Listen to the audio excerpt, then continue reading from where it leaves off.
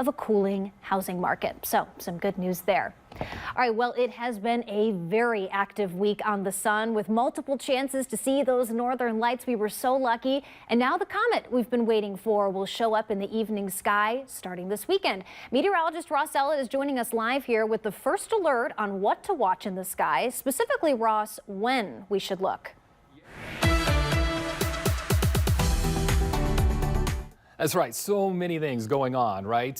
We started off last weekend with the chance of seeing the northern lights. It didn't happen, but we had a big fireball in the sky. Then the next 2 nights after that, the northern lights did show up.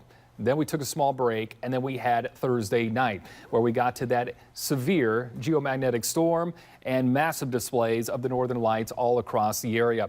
And so that's what's already happened. Now we're making the transition, unfortunately, to some extra clouds. But once those clear, we get a chance to see this comet. We've been talking about this for a year. So we talk about that first alert. We gave that to you almost a year ago once this comet was discovered. And so there was a lot of excitement building for October of 2024. We're here, and now we're getting to that point.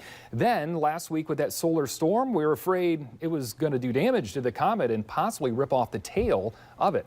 It appears that did not happen. The comet has survived. So let's go ahead and take a look at that opportunity of seeing the comet. In theory, tonight would be our first opportunity, very low on the horizon, but odds are it'll be cloudy for that. In fact, fair amount of clouds throughout the weekend, but don't worry about that. Even though that comet, again, in theory would be visible, it's still going to be visible probably for at least the next 10 days, and it will get a little higher on the horizon. The only issue here is as we head towards later this coming week, October 15th, 16th, 17th, and 18th, we get a lot of bright moonlight to go along with it, and that may kind of hold back a little bit on some of the vibrancy of that comet. But the good news is the sky will begin to clear on out, and then as we go beyond that, we are also looking at, again, that comet being visible in the sky October 19th through the 23rd.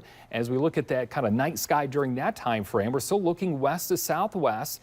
It'll be visible for a little bit longer. It'll be darker because the moonlight goes away. The only issue then is the comet will be a little dimmer. It'll start getting a little dimmer each and every night there as we go along. But again, we do have many opportunities going forward. It will be in the evening sky in the more the west to southwest sky. So again, after sunset, if the sky is clear, you might start taking a look at that. And we're going to keep you updated with it over the days to come. All right, Ross, thank you. And thanks again to everybody who sent in some Northern Lights images. We are